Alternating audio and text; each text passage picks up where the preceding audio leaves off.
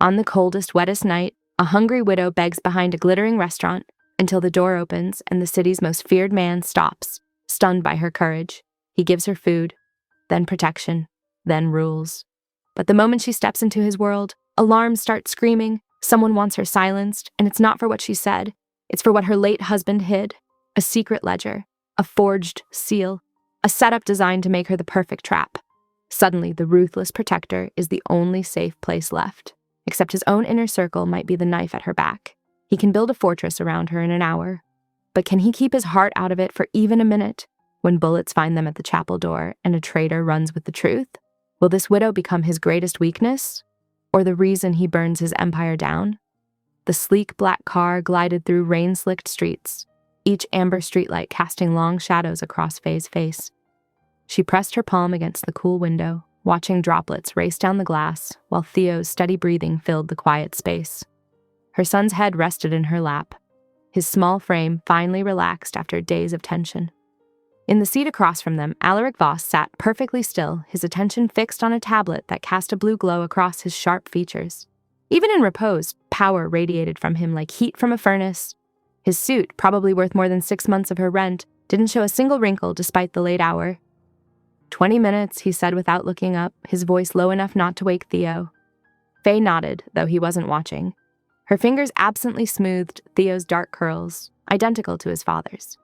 The canvas bag at her feet contained everything they owned worth taking. Some clothes, Theo's favorite stuffed elephant, and the ledger she'd found in Michael's desk after the accident.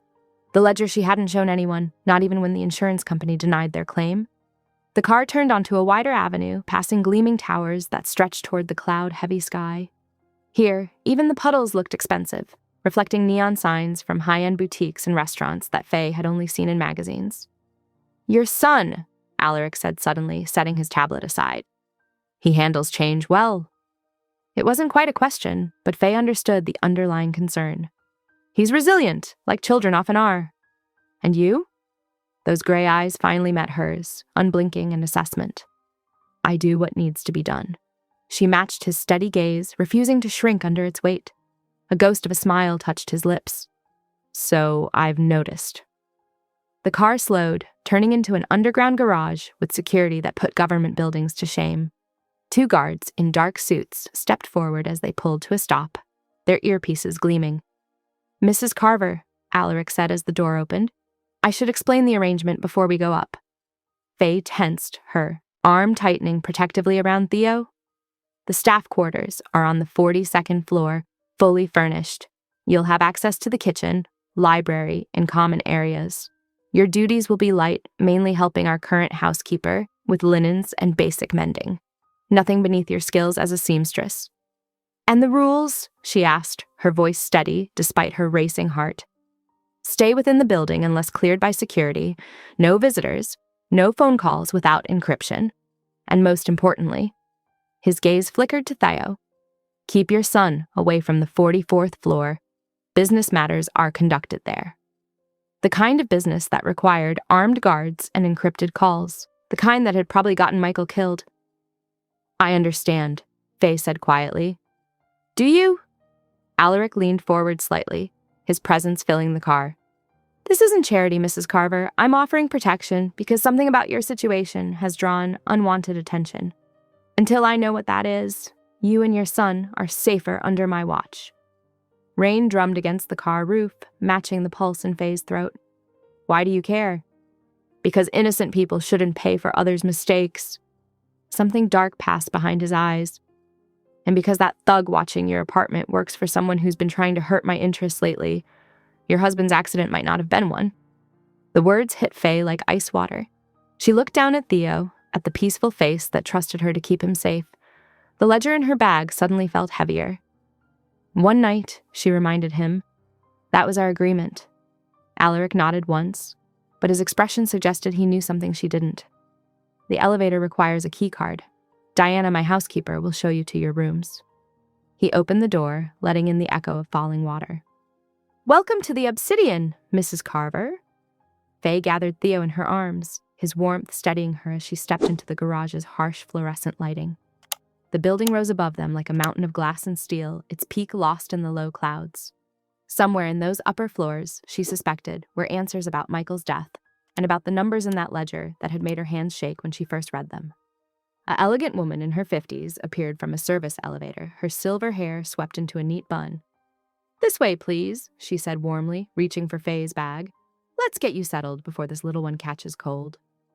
Faye followed, acutely aware of Alaric's presence behind them, of the guards taking positions at strategic points, of cameras tracking their movement. The elevator hummed as it rose, each floor taking them further from the world she knew and deeper into one where every luxury came with a price tag she couldn't see. Theo stirred against her shoulder, mumbling something about paper airplanes. Faye pressed a kiss to his temple, breathing in his familiar scent of soap and childhood. One night, she told herself again. One night to rest, to think, to plan their next move. But as the elevator climbed past floor 30, then 40, she couldn't shake the feeling that she had just stepped into a game where she didn't know the rules, only that losing wasn't an option. Sunlight filtered through floor-to-ceiling windows, warming Faye's face as she stirred on the sofa bed. For a moment, disorientation gripped her. The space was too quiet, too pristine compared to her cramped apartment. Then reality settled in as she spotted Theo curled up beside her, his dark curls splayed across the pillow. A cream-colored envelope rested on the glass coffee table, her name written in precise strokes. Inside, she found security codes, Wi-Fi passwords, and a brief note in the same careful handwriting. "Kitchen stocked, third door on left, your workspace. A.V." Faye tucked the blanket around Theo and padded across heated marble floors to investigate. The kitchen gleamed with stainless steel and white quartz, every surface immaculate. Through the third door, she discovered a small but well-equipped sewing nook. A professional machine, fabric swatches, even her preferred brand of scissors. The thoughtfulness of it struck her speechless. This wasn't mere charity. This was someone who paid attention to details. She changed into the clothes Diana had left out. Simple but expensive pieces that made her feel both grateful and uncomfortable, and set about making breakfast. If she couldn't pay in money, she'd pay in effort. The coffee machine hummed to life just as Alaric appeared. His suit as impeccable as the night before?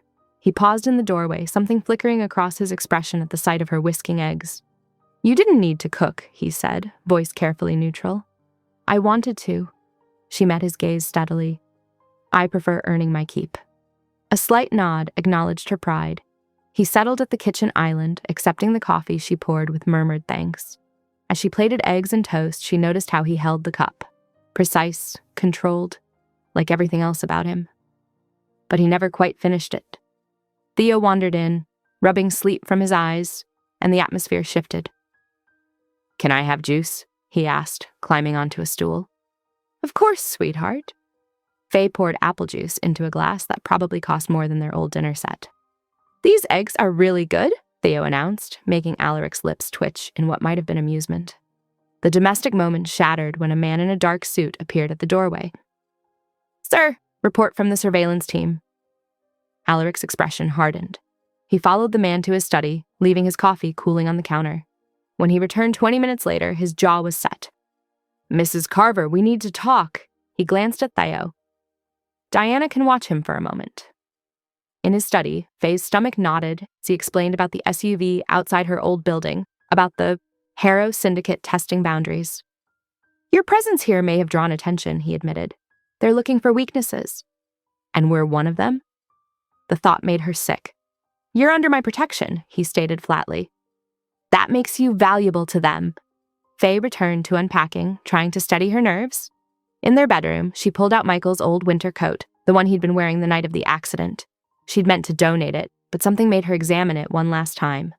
Her fingers found an unfamiliar seam, stitched with thread that wasn't her work. Inside, she discovered a thin leather notebook. The pages were filled with numbers, company names, dates, all in Michael's hurried handwriting. Names like Corsican Holdings and Blue Marina Enterprises meant nothing to her, but when she showed Alaric, his expression turned to granite. "These are shell companies," he explained, scanning the pages. "Used to wash money skimmed from my operations and filtered through Harrow fronts." His fingers traced a column. "Your husband was tracking it." "Michael wouldn't steal," Faye protested. "Not willingly," Alaric agreed. "But people can be persuaded when the right pressure is applied." He closed the ledger. "This makes you both targets. The Harrows will assume you know their operation." "We don't know anything." "They won't believe that," He ran a hand through his hair, the first gesture of frustration she'd seen from him. "We need to move you to a more secure location. Tonight." By evening, they were relocated to a different flat, higher in the building, with better security and fewer access points. Theo treated it like an adventure, but Faye felt the walls closing in. "Until this is resolved," Alaric told her as she unpacked again, "you don't go anywhere without me or my team. No exceptions." She wanted to argue, to assert her independence, but the ledger on his desk spoke of dangers she couldn't fight alone. "How long?" "Until I find who forced your husband's hand and eliminate the threat." His voice was soft but implacable. "I protect what's mine, Mrs. Carver." The possessive pronoun hung in the air between them. She wasn't his, wasn't anyone's. But right now, his protection was all that stood between her son and whatever storm was coming. "I understand," she said finally. He nodded once and turned to leave, then paused. "The sewing room here is larger. I had your projects moved up." Another glimpse of that attention to detail that kept surprising her. After he left, Faye stood at the windows, watching the city lights flicker on. Somewhere out there, answers waited about Michael's death, about the money trail that had cost him his life. But for now, she was caught between powerful men playing dangerous games, with only her wits and Alaric's questionable mercy standing between her family and disaster. Theo's voice drifted from the other room, showing Diana his paper airplane collection. Such innocent joy in a place built on secrets. Faye pressed her forehead to the cool glass and prayed she was making the right choice in staying. Dawn crept over the city as Alaric stood in the penthouse kitchen, his presence commanding even in the soft morning light. "Memorize this number," he said, sliding a burner phone across the counter to Faye. "If you're in danger, press 1 and speak the phrase, winter coat." Faye's fingers closed around the basic flip phone while Theo launched paper airplanes from his perch at the kitchen island, completely absorbed in his creations. "And that alerts your security team." "Immediately," Alaric's voice was measured, clinical. "The elevators require specific codes. Never take them alone." He demonstrated the combination pattern. "My men will always accompany you." She practiced the sequence, aware of his scrutiny. "What about emergencies?" "The stairs have panic rooms every 3rd floor. Again, the phrase is winter coat." He paused, watching Theo's latest plane soar. "You'll need to teach him without frightening him." In Alaric's office, screens displayed scrolling data as his tech team worked on the ledger. An analyst pointed to a series of transactions. "These match known Harrow fronts, sir. The pattern suggests systematic skimming over 18 months. Alaric's jaw tightened. "Harrow's temper is legendary. If he discovers this theft, he'll burn everything to the ground," the analyst finished. "We need to gauge their awareness." Alaric turned to Faye. "There's a charity gala tonight. Very public, very secure. Perfect opportunity to flush out their spies." Faye's stomach dropped. "You want me to attend?" "As my house coordinator, it explains your presence naturally." His eyes tracked her reaction. "We'll have you styled appropriately." Hours later, a discreet stylist altered one of Faye's better dresses, a midnight blue sheath that now fit like it was made for her. She insisted on keeping her own modest heels, needing something familiar to anchor her. "Remember," Alaric said as they arrived at the venue, "you oversee my household staff. Nothing more, nothing less." The ballroom sparkled with crystal and old money. Alaric's hand rested lightly at her back as they moved through the crowd, a gesture that looked protective to outsiders but felt like a guide wire to Faye. She watched faces change as people noticed him. Fear, deference, careful neutrality. No one quite met his eyes. He, in turn, monitored the room with predatory focus. His attention shifted between exits and servers, reading threats in the smallest details. When he steered her away from certain groups, she knew he'd spotted something off in their behavior. Near the dessert table, Faye was studying the elaborate chocolate display when Alaric's posture changed. A waiter approached with a tray of champagne, his movements too direct, too purposeful. In the split second before he lunged, Faye saw the glint of steel. Alaric moved like liquid violence. One moment he was beside her, the next the attacker's arm was twisted at an impossible angle, knife clattering to the marble floor. Security descended instantly, subduing the would-be assassin with brutal efficiency. The entire incident lasted perhaps 5 seconds. "Are you hurt?" Alaric's voice was low, controlled, but his eyes blazed as they checked her for injury. She shook her head, unable to speak. The speed of his response, the casual expertise of his violence, it should have terrified her. Instead, she felt an unsettling wave of security. They left immediately, the back of his car a cocoon of tense silence. Faye's heart still raced, remembering the fluid grace of his movements, how quickly he'd neutralized the threat. His hand had returned to her back as they exited, and she'd let him guide her, trusting his touch in a way that both comforted and confused her. "The waiter was Harrow's," Alaric said finally. "They're searching for the ledger." "They'll try again," Faye stated, not asking. "Yes." He studied her profile in the passing streetlights. "Are you afraid?" She considered the question, surprised by her answer. "Not of you." Something shifted in his expression. Surprise, perhaps, or approval. "Good. Fear makes people careless. We need you sharp." The city blurred past their windows as they headed back to the secure flat where Theo slept under guard. Faye touched her throat where her pulse still jumped, remembering how Alaric had positioned himself between her and danger without hesitation. The violence in him should have repelled her, but instead it felt like a shield. Dangerous to others, but never, she sensed, to her. "You're very good at this," she said quietly. "At violence?" His tone was neutral. "At protection." He turned to face her fully then, his features sharp in the dim light. "I take care of what's under my guard, Mrs. Carver. Always." The car glided through empty streets as Faye processed the evening's events. The attempt had confirmed their suspicions. Harrow was actively hunting, and the ledger made her family a target. But it had also shown her something else.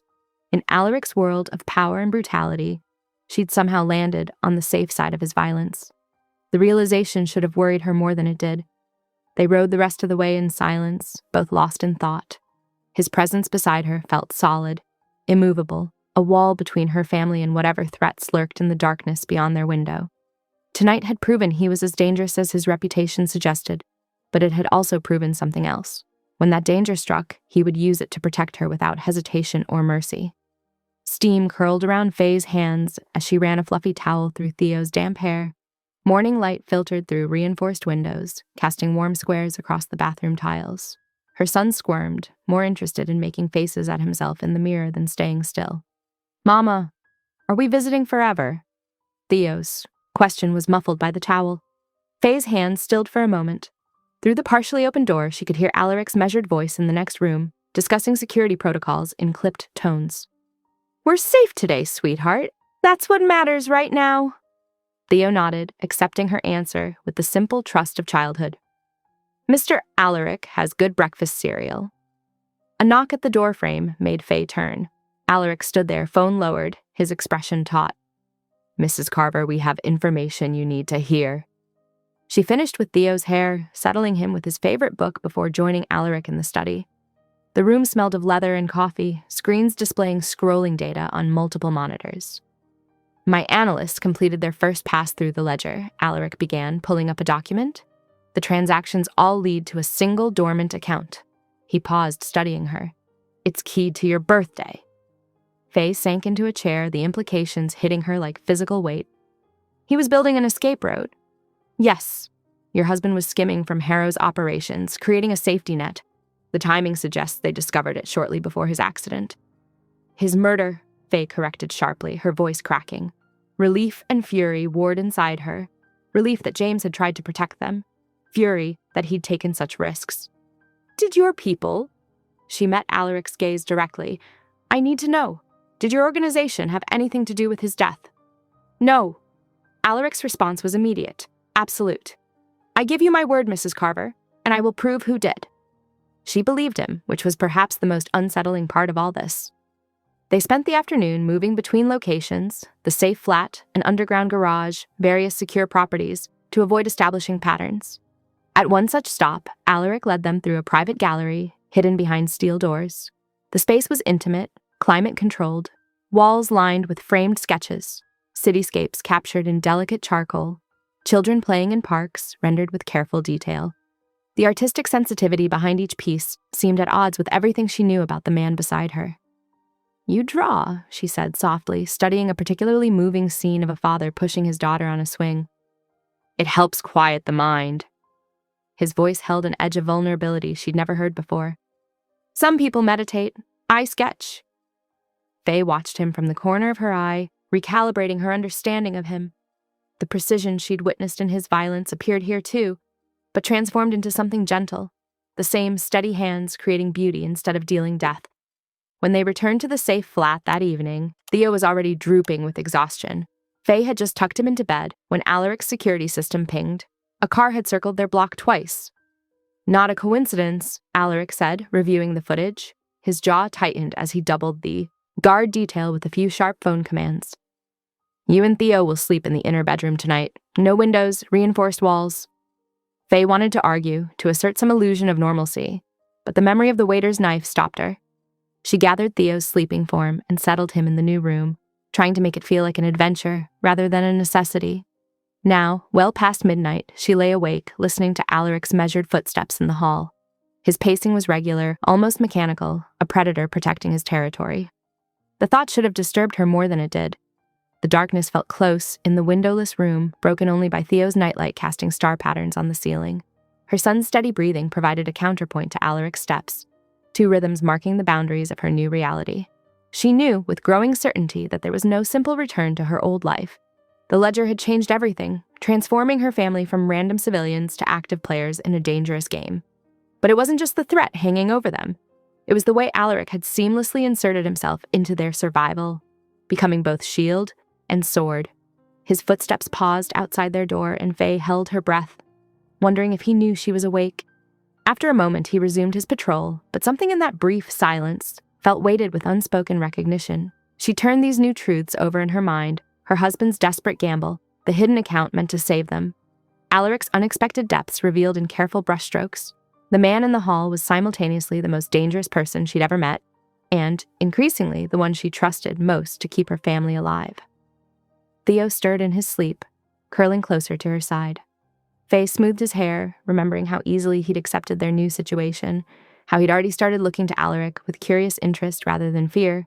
Children often saw truth more clearly than adults, unburdened by preconception and prejudice. The night stretched on, marked by security check-ins and distant city sounds. Faye listened to Alaric's continued vigil, understanding that while he guarded them from external threats, he was also becoming something far more complicated than a simple protector. Every revelation, his art, his careful distance, his absolute commitment to their safety, added layers to a man she'd thought would be easy to categorize as merely dangerous. Dawn painted the kitchen in gentle hues as Faye measured ingredients with practiced efficiency. Steam rose from containers lined on the granite counter, hearty stews and pasta dishes that could sustain a security team during long shifts. The rhythmic chopping of vegetables filled the morning quiet. Alaric observed from his usual place at the island, his presence both familiar and unsettling. She'd noticed his eating pattern days ago, 2 precise bites, the third left untouched. Even in this, he maintained rigid control. "Would you like to taste this?" Faye offered him a spoonful of marinara. He accepted with characteristic restraint, but his eyes widened slightly at the flavor. Impressive. It's my grandmother's recipe. She turned back to the stove, hiding her pleased smile. The secret is... Alaric! Theo's bright voice cut through their moment. He bounded into the kitchen, clutching colored paper. Can you help me make an airplane? Mom says you're good at precise things. Something shifted in Alaric's expression. A softening so subtle, Faye might have missed it if she hadn't been watching. He set down his coffee and knelt beside Theo. Show me how, he said quietly. Faye's hands stilled as she watched them. Theo's small fingers guided Alaric's larger ones through each fold. The boy's chatter met with attentive nods. The sight of this dangerous man following a child's instructions with complete focus made something in her chest loosen, warm, and unexpected. Their peaceful morning shattered when Alaric's phone buzzed. His tech team had finished decoding the ledger. He moved to his office, Faye following, while Theo remained absorbed in his paper creations. Your husband was compromised, Alaric said, scanning the decoded data. Harrow blackmailed him into laundering their money, but then, he paused, jaw tightening. He started skimming from their accounts, not mine. A significant amount. Faye sank into a chair. They killed him for stealing from them. Yes, a double betrayal in their eyes, working with us while stealing from them. Alaric's fingers drummed once on his desk. This changes things. We need to move you tonight. There may be a mole in my inner circle feeding information to Harrow. I'll pack our things, Faye said quickly. I need to do it myself, ensure nothing important gets left behind. Alaric nodded, already making calls to arrange the transfer.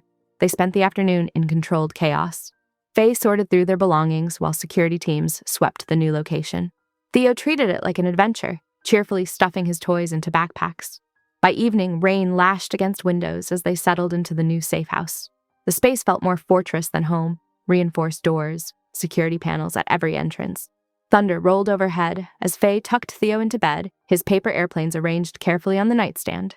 The power flickered as she entered the main room, where Alaric stood watching the storm. Lightning illuminated his profile, casting sharp shadows across features she'd grown disturbingly familiar with. Fear and something else entirely charged the air between them. "Thank you," she said softly, "for everything you've done for us." He turned, and the space between them seemed to shrink. "You don't need to thank me." "I know. That's partly why I want to." The power surged again, plunging them into momentary darkness.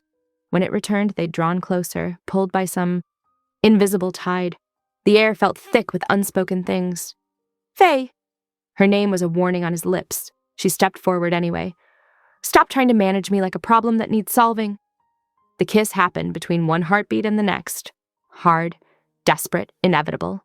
His hands came up to frame her face with devastating gentleness, even as his mouth claimed hers with barely restrained hunger. She gripped his shirt, pulling him closer, feeling the tremor in his usually steady hands.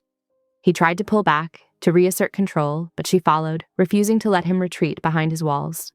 Something broke in him then, the rigid discipline cracking to reveal a tenderness she suspected he offered no one else. His kiss softened, became an offering rather than a taking. Thunder crashed overhead, but neither of them startled.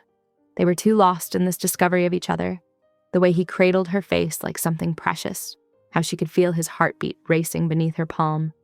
Later, they lay on the couch, a breath apart, not crossing any more lines.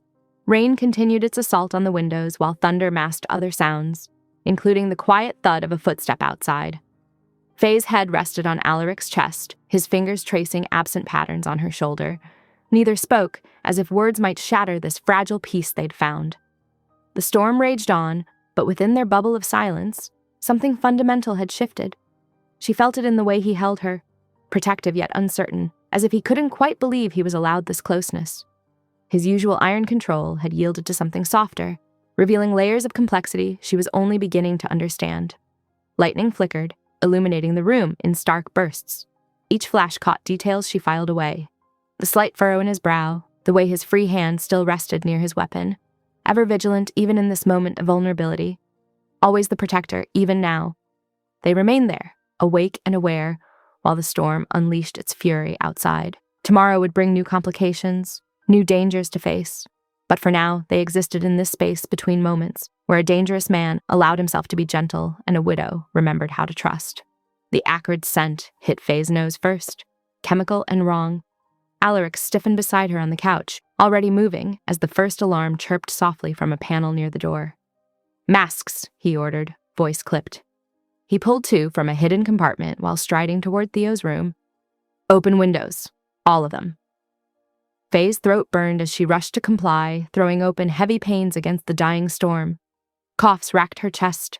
Through watering eyes, she saw Alaric emerge with Theo bundled against his chest, the boy's face already covered with a child-sized mask. "Service closet," one of his men called through the comm system. "Small incendiary. Insulation's catching." Smoke began seeping under doors as Alaric guided them toward the emergency exit.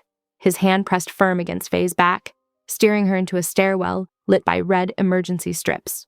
Their footsteps echoed off concrete as they descended, Theo's arms locked around Alaric's neck.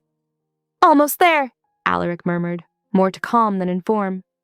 They reached a service elevator, unmarked, key-coded. The doors opened to reveal a stark car with reinforced walls. Faye's heart hammered as they dropped multiple levels below the building's listed floors. The elevator opened directly into a private garage she hadn't known existed, a space lined with vehicles ranging from armored SUVs to unassuming sedans. Alaric led them to a weathered van with commercial plates. "In back," he directed, helping Faye climb through before passing Theo to her. Within minutes, they merged into late-night traffic, indistinguishable from delivery vehicles still working the city's graveyard shift. Theo dozed against her shoulder as they drove, his breathing steady despite the mask still covering his small face.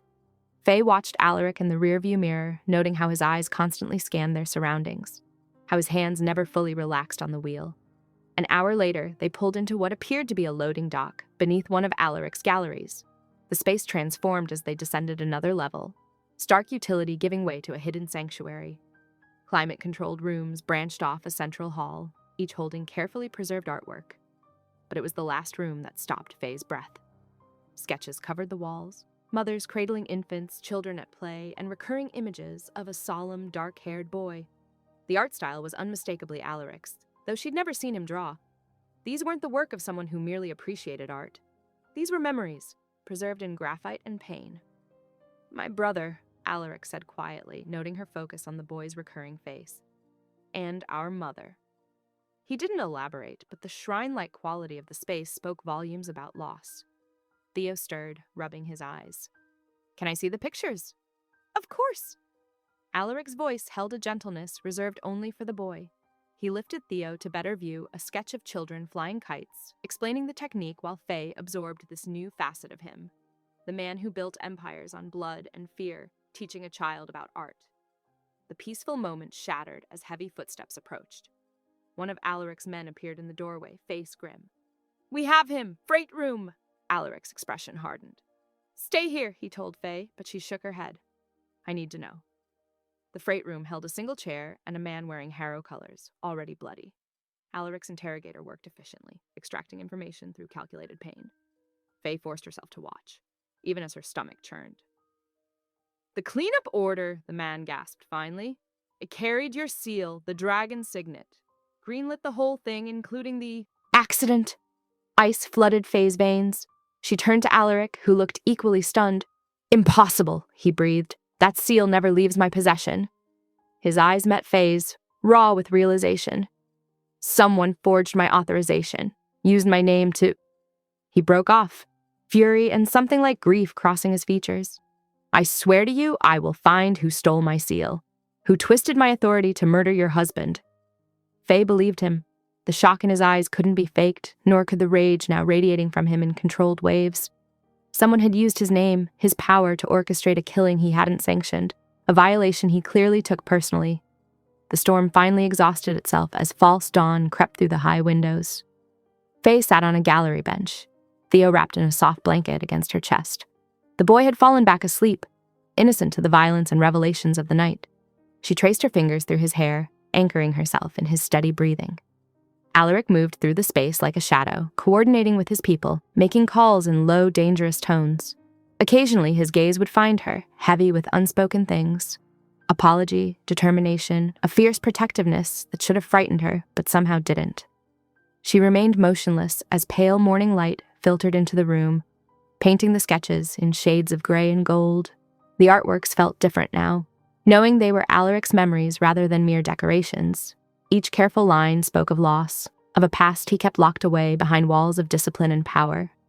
More of his men came and went, bringing reports, receiving orders. The freight room saw a steady stream of activity as the interrogation continued. Through it all, Faye held her vigil, refusing to break. Someone had weaponized Alaric's authority against her family. Someone had calculated that his reputation for ruthlessness would make the murder believable. She studied his sketches, the tender way he'd captured moments of familial love, and understood with sudden clarity that whoever had stolen his seal hadn't known him at all. They'd seen only the surface, the dangerous man, the untouchable boss. They'd missed entirely the soul beneath, the one who drew children's laughter and kept his brother's memory like a shrine. The morning light strengthened, casting long shadows across the gallery floor. Theo stirred but didn't wake, trusting completely in the safety of his mother's arms. Faye held him closer, watching Alaric move through his controlled fury, and waited for answers. Morning light filtered through the gallery's high windows as Alaric gathered his senior team. They assembled like shadows, efficient, silent, dangerous. Casper, who had shadowed Faye at the gala, stood closest to Alaric's right, his usual position of trust. "Full audit," Alaric commanded, his voice carrying the weight of steel. "Every authorization bearing my seal for the past 2 years. Line by line, hour by hour." His gaze swept the room. "Someone used my name to sanction murder! Find them!" The team dispersed with practiced precision, leaving only the soft echo of footsteps. Theo had discovered a stack of sketch paper in a corner and was contentedly folding planes, seemingly untouched by the tension around him. Faye watched Alaric's people vanish into their tasks, each carrying a piece of the puzzle they needed to solve. "What does it cost?" she asked quietly. "To live in this world of yours?" Alaric turned to her, his expression softening fractionally. "You pay in secret," he said, voice low enough that Theo couldn't hear. "Sometimes in sleep, always in vigilance." He paused, studying her face. "But never in dignity, that I promise you." Throughout the morning, reports trickled in. Forensic accountants combed through digital records while security teams retrieved physical documents from various secure locations. Faye kept Theo occupied with paper crafts and simple games, grateful for his ability to find joy in small things. By afternoon, the first breakthrough came. A junior accountant, pale with the weight of his discovery, presented a file to Alaric. The forged seal impression matched one specific ring, not Alaric's current signet, but an older one. It had belonged to Victor Crane, Alaric's mentor, now deceased. The ring was stored in the secure archive, Kaspar reported, his usually composed face tight with concern. "Access limited to 7 people, including myself. And now?" Alaric's question carried dangerous calm. "Missing. Removed within the last month, according to inventory logs." Alaric's jaw tightened. He turned to Faye, who had been listening while helping Theo with a particularly complex fold. "This creates a problem," he said.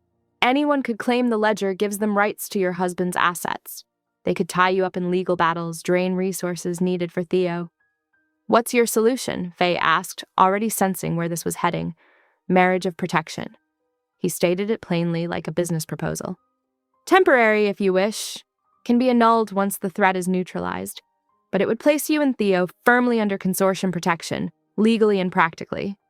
Faye's hand stilled on the paper she was folding. "The optics would be terrible. Widow marries powerful man right after husband's death. The protection would be real." Alaric's voice remained steady. "No one could touch Theo's future. No one could claim your husband's choices bind you to their games." She studied him, this dangerous man who sketched children and kept his brother's memory in shrine-like galleries. "I need terms," she said finally, non-negotiable ones. "Name them." "Complete honesty, about everything." Her eyes held his. "And if you lie to me even once, I walk. With Theo. No consequences." "Agreed." No hesitation. "I have a suggestion for location. A chapel I fund for community outreach. Small, discreet, but legitimate." "When?" "Tomorrow. The sooner the protection is in place, the better." Faye nodded slowly, her mind racing through implications. "Theo needs stability. A school eventually. A life that's not just running and hiding." "He'll have it. You both will." Alaric's voice carried absolute certainty, "along with every resource I command." The rest of the day passed in careful preparation. Documents were drawn up, arrangements made. Faye found herself watching Alaric with new eyes, noting how he balanced efficiency with consideration, never rushing her decisions while ensuring everything moved forward. As evening settled over the gallery, Faye pulled out her phone. She owed one person a message, the soup kitchen widow who had shown her kindness in her darkest days. The text was simple, safe but unavailable for a while. "Thank you for everything." The gallery's night lighting cast soft shadows across the sketches on the walls. Theo had fallen asleep on a makeshift bed, surrounded by his paper creations. Faye lay down beside him, her mind full of the day's revelations and tomorrow's promises. She was choosing this, she realized. Not just accepting it, but actively choosing to align herself with this complex man who commanded empires, yet knelt to help a child fold paper. The thought should have terrified her. Instead, she felt oddly calm, resolved, though undeniably uneasy. Theo shifted in his sleep, curling closer to her warmth. Faye wrapped an arm around him, breathing in the familiar scent of his hair. Whatever came tomorrow, whatever this new life would bring, she would face it with the same strength that had carried her through loss and hardship. In the hallway outside, she could hear Alaric's quiet voice as he continued working, coordinating teams, hunting for the truth. His world was about to become hers, at least temporarily. A world of secrets and power, of danger and protection, of violence and, surprisingly, tenderness. She closed her eyes, letting exhaustion finally claim her. Her last conscious thought was of Alaric's sketches, how they revealed the heart of him, the capacity for love beneath the calculated exterior. Tomorrow would transform her life again, but tonight she would rest beside her son in this strange sanctuary of art and shadows. Afternoon sun glinted off the convoy's tinted windows as they wound through side streets toward the chapel. Faye smoothed the simple cream dress she'd chosen, watching Theo play with a paper crane in the back seat. Alaric sat beside her, his usual dark suit impeccable, one hand resting on his phone while security updates filtered through his earpiece. Another sweep of the route, he murmured, more to himself than to her. His eyes constantly scanned their surroundings, cataloging every vehicle, every shadow between buildings. The lead SUV slowed for a yellow light. Faye noticed how their driver maintained precise distances, how the trailing vehicle mirrored their movements. The organization of it felt both suffocating and reassuring. The intersection ahead was clear. Their SUV began to roll forward when a silver sedan appeared from nowhere, striking their lead vehicle with calculated precision. Metal screamed against metal as the SUV spun sideways. "Down!" Alaric commanded, already moving. He shielded Theo with his body while their driver swerved to avoid the chaos. Doors burst open on the sedan. Men in dark clothes spilled out, weapons raised. The air crackled with gunfire, but Alaric's team moved faster. Their driver reversed sharply while security engaged the attackers. "Side exit," Alaric ordered, guiding them toward the opposite door. "Stay low." Faye clutched Theo to her chest as they scrambled out. The boy was silent, trembling, but trusting. A security team materialized, creating a human corridor toward a narrow street where another vehicle waited. Through the chaos, Faye glimpsed a familiar figure. Kaspar, Alaric's trusted aide, ducking between cars with something clutched in his hands. A small steel case she recognized from the archive room. Understanding dawned in Alaric's eyes at the same moment. "The seal stamp," he breathed, fury and betrayal hardening his features. They reached the backup vehicle, its engine already running. Faye got Theo settled inside, her hands steady despite the adrenaline coursing through her body. When she turned, Alaric was already on his phone, his voice cutting like steel. "Lock down everything! I want every access point sealed, every account frozen. Find him!" The gunfire had ceased. Harrow's men were retreating, their distraction successful. Kaspar was gone. "We abort the ceremony," Alaric declared, his jaw tight. "The circle's compromised. We hunt him down first." Faye watched calculations race behind his eyes, weighing risks, plotting moves, seeing 3 steps ahead. The speed of his thinking both impressed and unnerved her.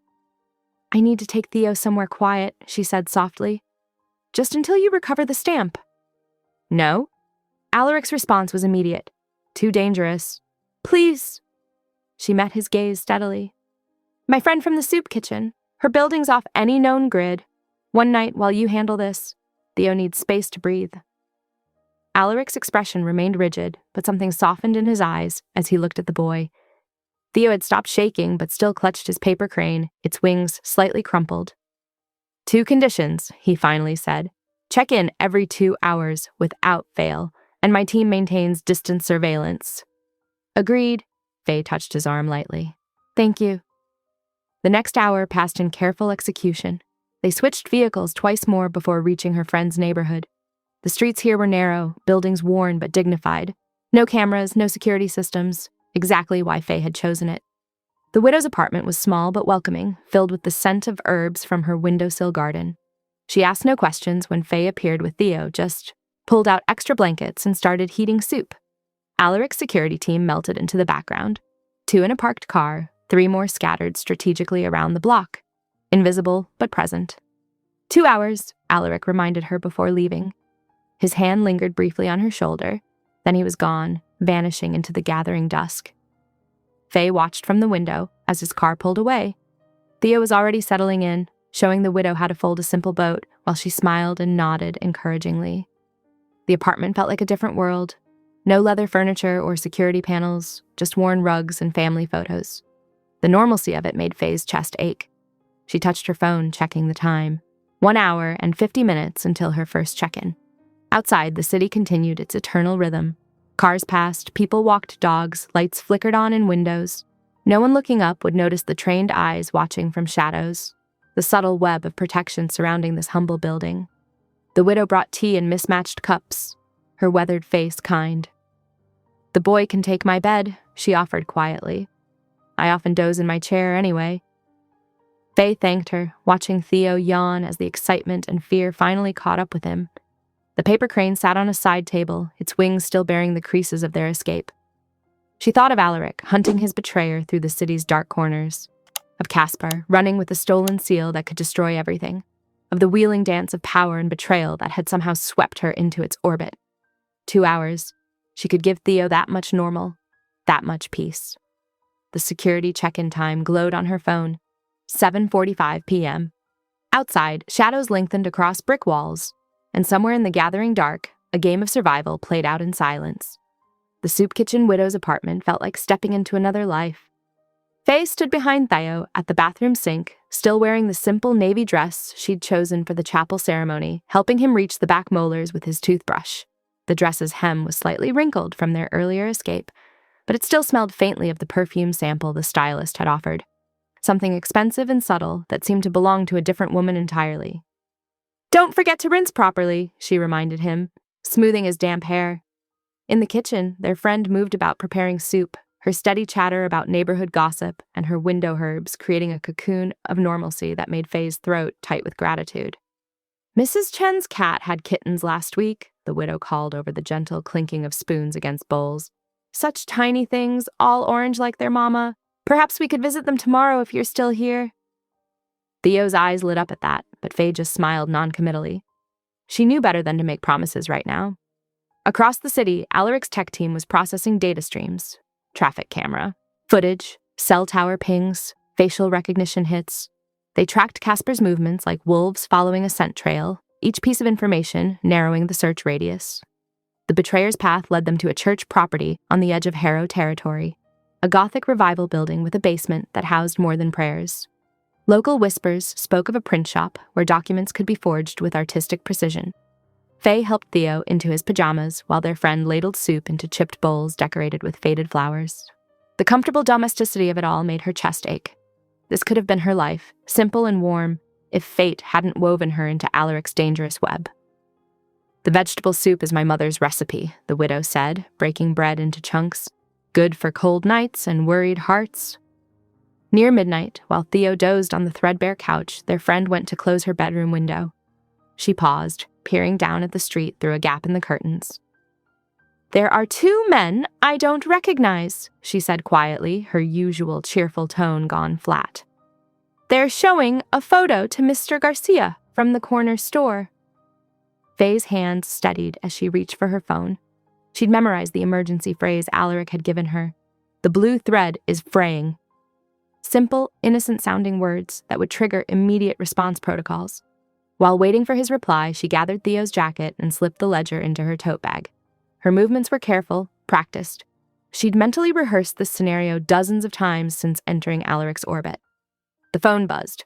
His message was characteristically precise. "Hold position 5 minutes, then rear staircase. Driver waiting in silver Camry, gallery location." Faye touched their friend's shoulder. "Thank you for everything. I'll leave a note. Please wait 15 minutes before reading it." The widow nodded, understanding in her eyes.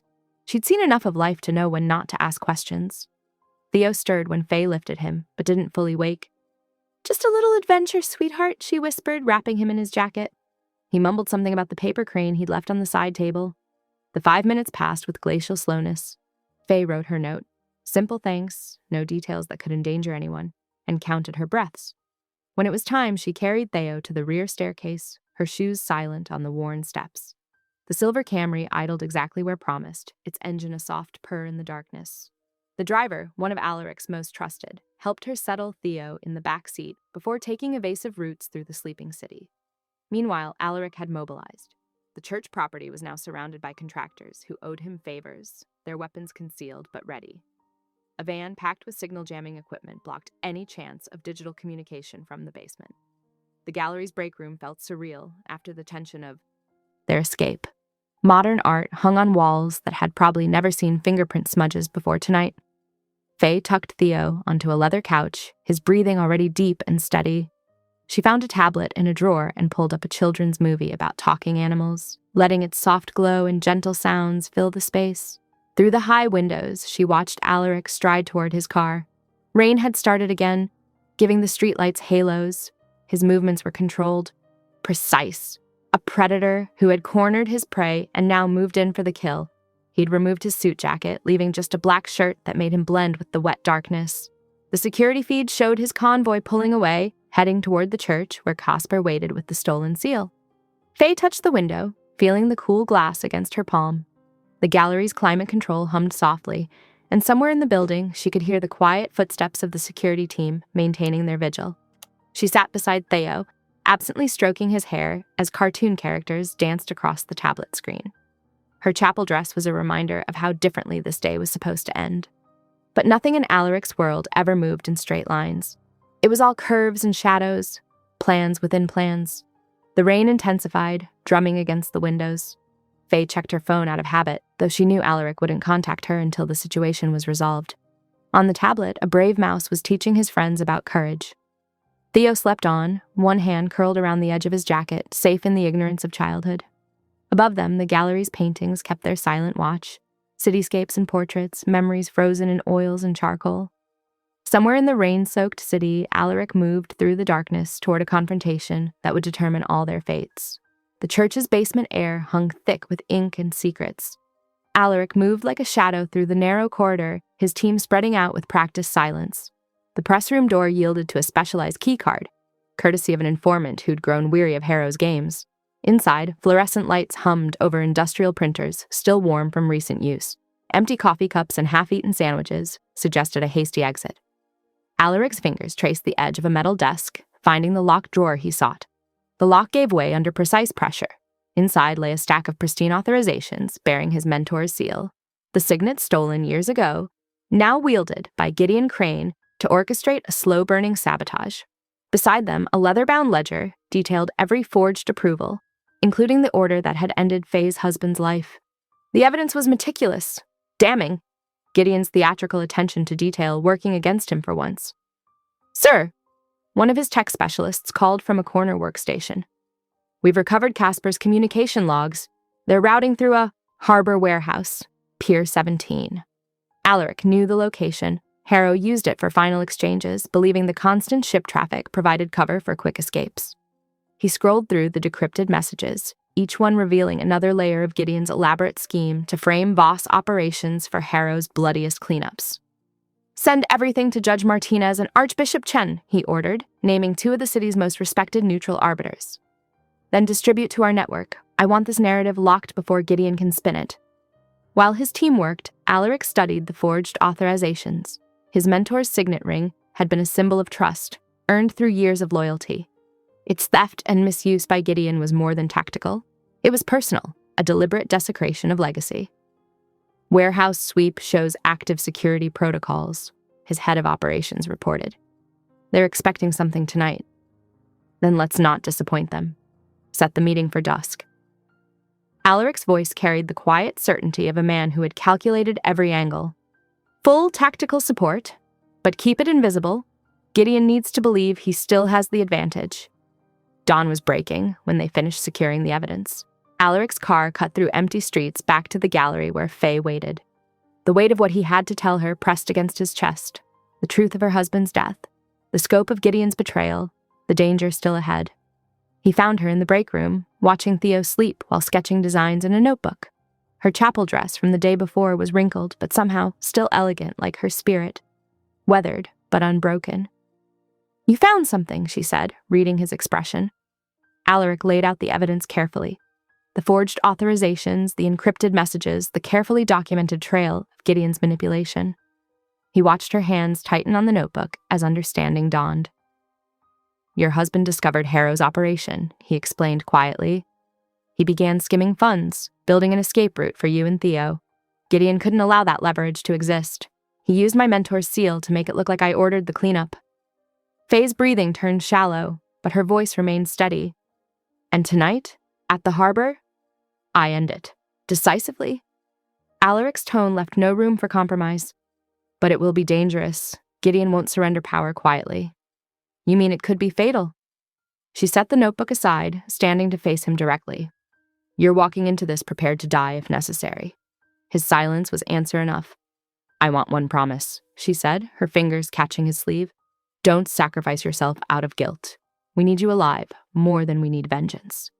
Alaric covered her hand with his, feeling the slight tremor in her grip. "I promise to make you and Theo untouchable. After that, if you want no part of me or this life, I won't hold you. That's not what I asked for. It's all I can guarantee. They stood in weighted silence, the morning light painting harsh angles across the gallery walls. Theo stirred on the couch, mumbling something about paper airplanes before settling back to sleep. Throughout the day, Alaric's team prepared for the harbor meeting. Weapons were checked, positions mapped, contingencies planned. Faye watched it all with quiet intensity, her mind working through scenarios of her own. By afternoon, she'd made her decision. She found Maria, the security team's most trusted childcare specialist, and gave her detailed instructions for Theo's care. Then she changed into practical clothes: dark jeans, flat boots, a jacket with deep pockets. If something goes wrong, she told Maria, I need to be there. I won't let them decide my future without me. She packed a small bag with essentials, the ledger from her husband's coat, a burner phone, a photo of Theo. Her hands were steady now, certain. She'd lost one life to other people's choices. She wouldn't lose another.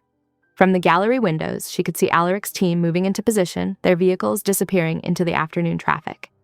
The harbor waited in the distance, a maze of containers and cranes where tonight's drama would play out. She checked her phone, memorizing the route and timing. Theo was absorbed in a drawing, happily explaining his artwork to Maria. Faye kissed his head, breathing in the clean scent of his hair. Mama has some work to do, she said softly. Be good for Maria. She took one last look at the gallery's peaceful interior, the artwork, the soft lights, the careful order of Alaric's chosen sanctuary. Then she shouldered her bag, ready to fight for her place in whatever future emerged from the coming night. The harbor dozed like a tired beast, its metal bones creaking in the dying light. Cranes scratched dark fingers against a sky bruised purple and orange, their shadows stretching across oil-slicked water. Steam rose from manholes, creating ghostly curtains between the stacked containers that lined the wharf like soldiers at attention. Alaric emerged from his vehicle with deliberate calm, wearing an immaculate suit with no visible protection. His small team spread out behind him, their movements precise and controlled.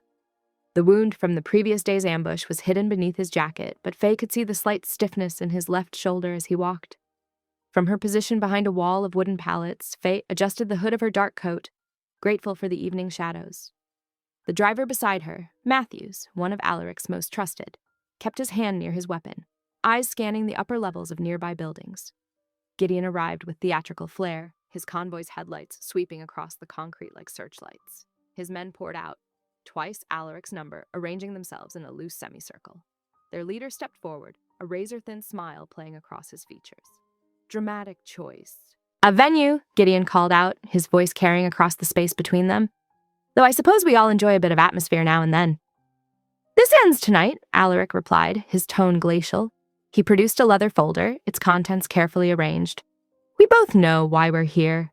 Do enlighten me. Gideon's smile never wavered. The church on Valencia, the press in the basement.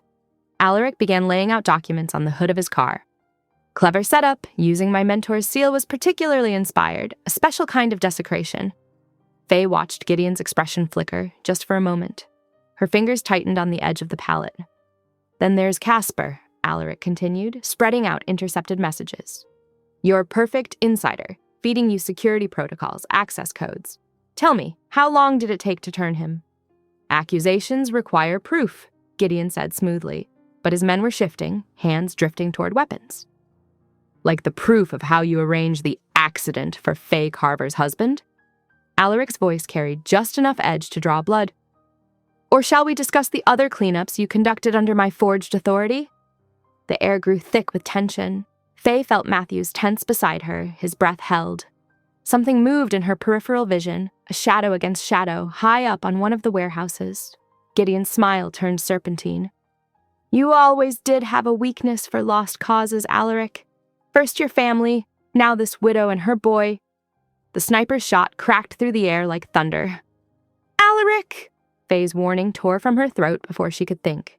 He pivoted instantly, the bullet scoring his shoulder instead of his heart. Blood bloomed across his jacket as chaos erupted. Smoke grenades hissed to life, filling the space between the rivals with gray-white fog. Gunfire erupted from multiple directions, muzzle flashes strobing through the artificial mist. Gideon's men scattered for cover as Alaric's team returned fire with precision. Through the chaos, Faye saw Gideon retreating toward the warehouse, heading for the elevated catwalks.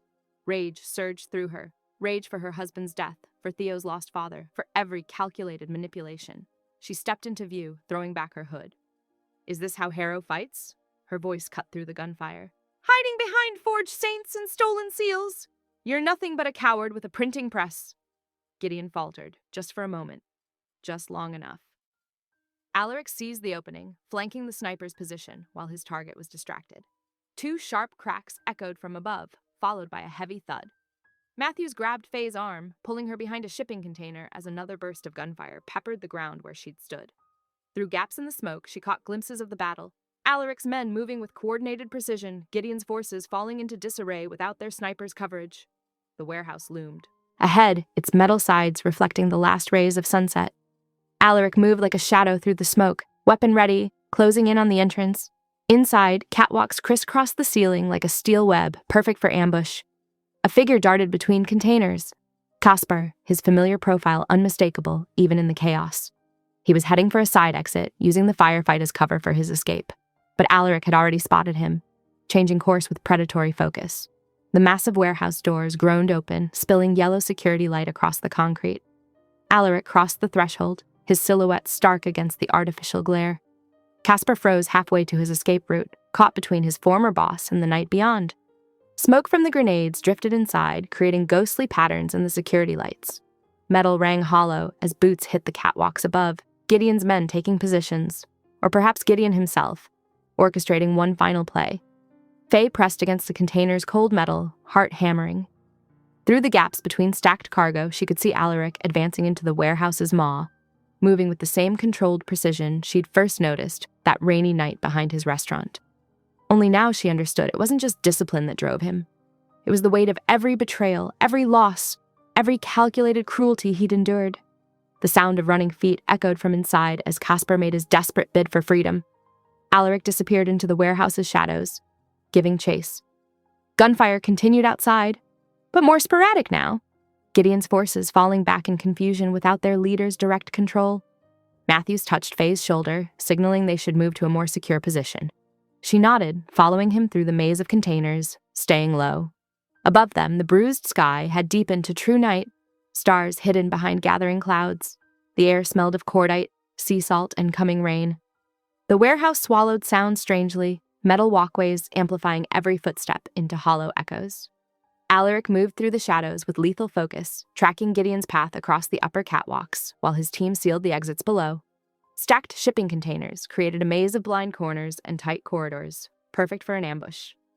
Gideon's voice bounced off the steel walls. You still don't understand how this game works, do you, Alaric? Empire's built on leverage, not loyalty. A bullet pinged off a support beam near Alaric's head.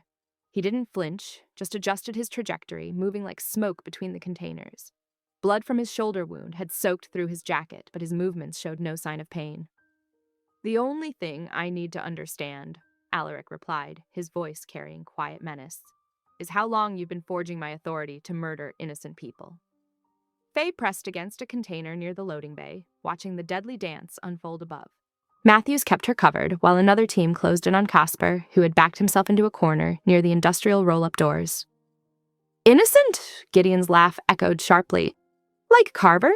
He was skimming from both sides, building his little escape fund. I just accelerated his retirement plan. Rage flashed across Alaric's features, the first crack in his control all night. He vaulted onto a lower catwalk, the metal grating ringing under his boots. You used my mentor's seal to authorize hits. Made it look like I was cleaning house. Your precious reputation, Gideon sneered. Always so concerned with looking legitimate. At least I'm honest about what we are. A burst of gunfire forced Alaric to duck behind a support beam. But Gideon's position was deteriorating. Alaric's men had methodically sealed off his escape routes, herding him toward the center of the warehouse, where shipping containers were stacked 3 high. Below, Caspar struggled against the men restraining him. Please, just let me explain. Quiet, Matthews ordered, pressing him down to his knees. Gideon fired again, the shots going wide as he retreated along the catwalk. You think having the widow makes you untouchable? She's just another weakness to exploit. No, Alaric's voice was deadly calm. She's the reason you lose everything tonight. He emerged from behind a container, cutting off Gideon's path. The rival boss raised his weapon, but Alaric was already moving. The fight was brutal and efficient, a disarming strike that sent Gideon's gun spinning away, a precise series of blows that drove him back against the railing. Gideon lashed out with a hidden blade, scoring Alaric's forearm, but the victory was brief. Alaric caught his wrist, twisted sharply, and drove him down to the metal grating. The knife clattered away into darkness. Gideon tried to rise, but Alaric's next strike was surgical, dropping him among the very crates he'd used to hide his operation. The warehouse fell silent except for the ring of Alaric's boots on the catwalk stairs as he descended. His men dragged Casper forward, forcing him to face his former boss. The trader's composure had crumbled completely. "I had debts," Casper babbled. "They would have killed me if I didn't sell them the seal. I didn't have a choice." Faye stepped forward, pulling documents from her coat. "The bank records show regular deposits starting 6 months before my husband died. This wasn't survival. It was greed." Casper's eyes darted between them. "Mr. Voss, please. I've served you loyally for years." "Yes," Alaric said quietly, "which makes this betrayal absolute." There was no grandstanding, no speech about loyalty or consequences, just a single, precise motion that removed the traitor from the equation. Alaric reached down and retrieved his mentor's seal from Casper's jacket, sliding it into his pocket with finality. In the distance, sirens began to wail, but they were still minutes away. Plenty of time for Alaric's cleanup crew to work. The warehouse would be empty before any officials arrived, with only shell casings and blood spatter to suggest what had happened. Alaric turned to Faye, his shoulder still bleeding sluggishly. "Are you hurt?" She shook her head, studying his face in the harsh security lights. The violence should have horrified her, but all she felt was a strange calm. "No, I'm not hurt." "Good." Something in his expression softened fractionally. "We should go." "Alaric." She touched his uninjured arm, stopping him. "I need you to know something." He went still, waiting. "I trust you with my life," she said carefully.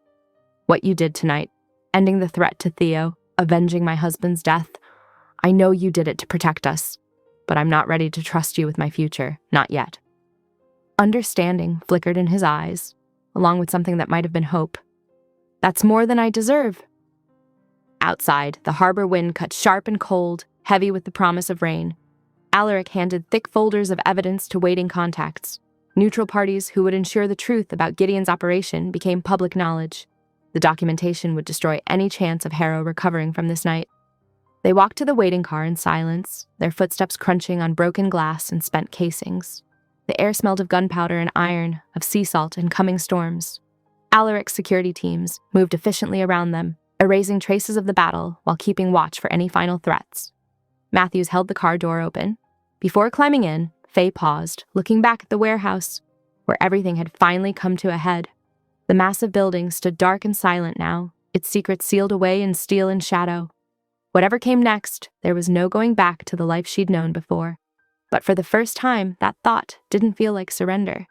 Morning light filtered through the chapel's stained glass, casting gentle colors across the worn wooden pews. The small space felt intimate, peaceful, worlds away from last night's violence at the harbor. Alaric stood at the altar in an impeccably tailored black suit, his left arm supported by a leather sling. His usual sharp edges had softened somehow in the quiet sanctuary. Faye paused in the doorway, taking in the sight of him. No security teams visible, though she knew they were there. Just Theo bouncing excitedly beside her, clutching a stack of carefully folded paper airplanes. Alaric turned as they entered, his expression shifting subtly. "Before we begin," he said quietly when she reached him, "I need you to understand something." She waited, noting how the morning light caught the silver at his temples. "Everything I am, everything I control, it will be used to make this city safe for you. Safe enough that you can choose to stay." He paused, jaw tightening briefly. "Or safe enough that you can walk away. The choice will always be yours." Faye thought of the ledger that had started all this, of desperate men driven to dangerous choices. She remembered the soup kitchen where she'd first sought help, Theo's delighted laughter as he taught Alaric to fold planes, the way this dangerous man had taken a bullet rather than let harm reach her. "I choose you," she said simply, "but I have a condition." His eyes never left her face. "Name it." "The parts of your organization that prey on the desperate. The loan sharks, the debt collectors, the operations that would have driven my husband to Harrow, they need to end." She took a steadying breath. Instead, fund the shelters, the clinics, the places that could have saved him before he felt trapped. For a long moment, Alaric was perfectly still. Then he nodded once, decisive. Done. No hedging, no exceptions. Just like that. Just like that. His good hand found hers. You make me want to be worthy of your trust. The ceremony itself was brief, intimate. Their vows were straightforward promises of protection and partnership. Theo darted up and down the aisle, launching paper planes that swooped and glided in the colored light. When Alaric kissed her, it held none of his usual calculated control, just simple, honest tenderness. That afternoon, they began the slow work of transformation. Alaric spent hours in his office, consolidating legitimate fronts while systematically dismantling the predatory operations. He redirected trusted personnel to proper businesses, setting up generous severance for those who chose to leave entirely.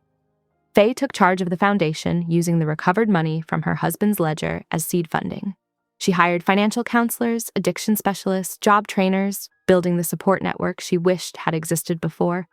The work felt like redemption, like turning poison into medicine. Weeks flowed into months, each day finding its own rhythm. Mornings meant walking Theo to his new school, watching him race ahead while Alaric's security kept discreet distance. Afternoons filled with foundation board meetings, reviewing assistance applications, coordinating with community partners. Regular security audits still happened, but they grew shorter and more routine as the city's power structure stabilized under the new approach.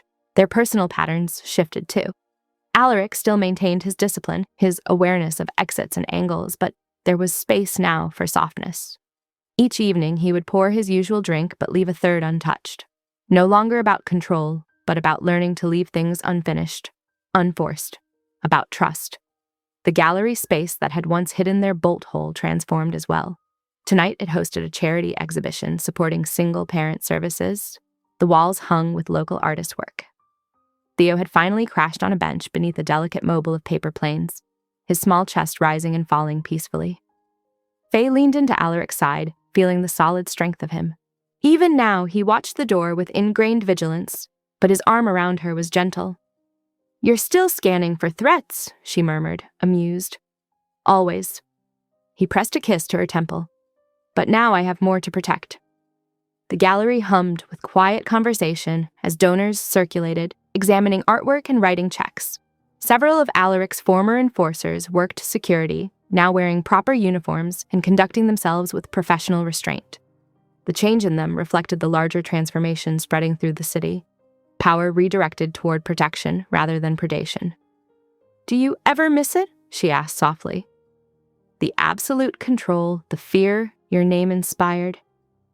Alaric considered this, his thumb tracing circles on her shoulder. Fear's efficient, he admitted. But this, watching you build something that actually helps people, seeing Theo grow up without shadows over him, it's better. He turned to meet her eyes. You make me better. She reached up to touch his face, feeling the tension in his jaw slowly release. This dangerous man, who had dismantled empires for her, who could end threats with surgical precision, who chose every day to be gentle with her and Theo while remaining lethal to anyone who would harm them. I love you, he whispered, the words both vow and confession. I will be deadly to the world, tender only to you and yours forever. Forever, she agreed, and kissed him there in the transformed gallery, surrounded by art and hope and the soft sound of their son's peaceful breathing.